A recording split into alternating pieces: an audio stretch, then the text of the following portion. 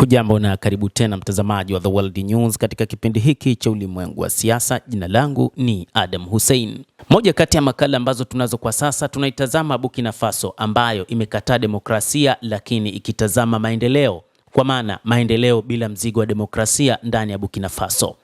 Ibrahim Traore, kiongozi wa mpito nchini Burkina Faso, ameikana wazi demokrasia. Wakati huo muungano mpya wa uhamishoni unataka kurejesha demokrasia katika Sahel. Na hata hivyo Traore anaonekana kuwa na faida zaidi kuliko hali ya demokrasia ilivyokuwa kipindi cha nyuma. Inashangaza kuona ni nani hatakiwi kushiriki katika mapinduzi ya maendeleo ya watu nchini Burkina Faso. Wananchi wenyewe wamekuwa wakimwelezea rais huyo wa mapinduzi Bwana Ibrahim Traore kama kiongozi wa mapinduzi ya kweli ya uchumi.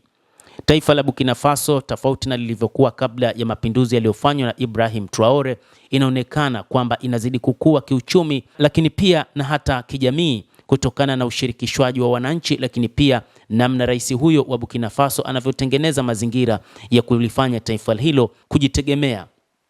Mapinduzi hayo yalitangazwa mwaka mmoja uliopita na utawala wa kijeshi unaongozwa na Ibrahim Traore kwa lengo la kurejesha urithi wa kiongozi mashuhuri wa taifa hilo Thomas Sankara mwaka 1983 hadi 87, kuboresha hali dhaifu ya usalama na kuongeza mapato ya serikali, kwa mfano kupitia dhahabu na mafuta. Hali hii ndio ambayo inaipata Burkina Faso. Burkina Faso wakati huu inakusanya mapato makubwa katika taifa hilo kwa wakati huu, licha ya kwamba haikutangaza ni kiasi gani, lakini imeweza ndani ya muda mfupi kumaliza deni la kitaifa na kwamba haidaiwi na nchi. Mwanzoni mwa Aprili mwaka huu, Traore aliweka wazi kabisa jinsi anavyoona nafasi ya wananchi wa Burkina Faso, akisema watu wanapaswa kusahau suala la demokrasia, akisema demokrasia imewapa hasara kubwa nchi nyingi duniani. Alisema kwenye kituo cha taifa cha RTB, mtu wa Afrika akitaka kutuambia kuhusu demokrasia unapaswa kukimbia, demokrasia inaua. Yeye alisema amewekeza mkazo kwenye kuanzisha upya taifa na mapinduzi.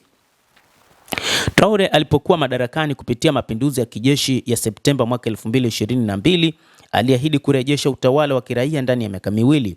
Mwaka uliofuata alihusisha uchaguzi na kuboreshwa kwa usalama, kisha mwaka uliofuata akaongeza muda wa utawala wake kwa miaka 5 bila ridhaa ya wananchi, na hatimaye Januari mwaka huu akavunja vyama vyote vya kisiasa. Tangu siku chache zilizopita, kile kinachoitwa hati ya mapinduzi ya watu ya maendeleo imeanza kutumika katika katiba mpya ya mpito. Kwa mtazamo wa wachambuzi wa mambo ya siasa, hili limetoa pigo kubwa kwa haki ya wananchi wa Burkina Faso ya kujitawala. Wachambuzi wa mambo wanasema ni haki ya msingi kwamba wananchi wanapaswa kudhibiti taasisi za umma zinazoamua hatima yao. Hii inajumuisha kwa lazima haki ya kuchagua wawakilishi wao katika serikali ya utendaji na katika bunge la taifa. Wachambuzi wengine wanakumbusha kuwa demokrasia katika eneo lote la Sahel imeshindwa kwa kiasi kikubwa kulinda raia wake. Bila kuasifu na mapinduzi, wamejaza pengo lililoachwa na serikali zilizopoteza uaminifu Afrika Magharibi. Hapo ndipo watu kama Traore wanaingia. Wanatoa vitendo pale ambapo demokrasia ilitoa tu mikutano ya kamati na uwajibikaji ukawa sifuri. Inaweza kuonekana kama utawala wa kimabavu wenye ufuasi unaochukua nafasi ya demokrasia isiyokuwa na ufanisi, wanasema wachambuzi wa mambo. Kwa mtazamo wa Traore, anatawala kwa mtindo wa mkurugenzi mkuu wa vita, akitoa uzito mkubwa kwenye kurejesha maeneo kuliko michakato ya kisiasa ya kujadiliana hapa na pale. Yeye anaonyesha kwamba anaweza. Nahodha huyo kijana mwenye haiba anasifiwa sana kwenye mitandao ya kijamii, ingawa kutokana na uhuru mdogo wa kujieleza haijulikani ni watu wangapi wasioridhika na wananyamaza kimya.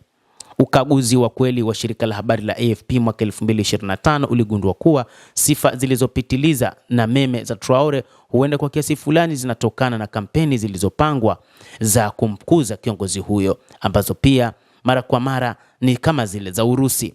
Wakati wa mapinduzi, Ibrahim Traore alikuwa na umri wa miaka 34, mdogo kuliko kiongozi mwingine yoyote wa taifa kuli duniani. Kizazi cha Gen Z ambacho hasira zake zilichangia mazingira ya mapinduzi huko Madagascar Oktoba iliyopita kinaonekana kumuunga mkono na mara nyingi kumlinganisha na Thomas Sankara. Karibia maeneo mengi ulimwenguni, kiongozi huyo hasa katika kizazi hiki cha Gen Z ndiye ambaye anaonekana anawafaa kuliko viongozi wa demokrasia katika mataifa mengine duniani, hasa katika bara la Afrika. Mtazamaji wa The World News, tutakuja kukujuza hapo baadaye katika makala yetu nyingine. Tutazame ni jinsi gani maendeleo yalivyokuwepo katika taifa la Burkina Faso katika wakati ambapo Ibrahim Traore, kiongozi mkuu wa nchi, ameikataa demokrasia na kutaka kuijenga nchi kwa vitendo. Naitwa Adam Hussein, endelea kuwa nasi, tutakufahamisha kwa mapana yote hayo.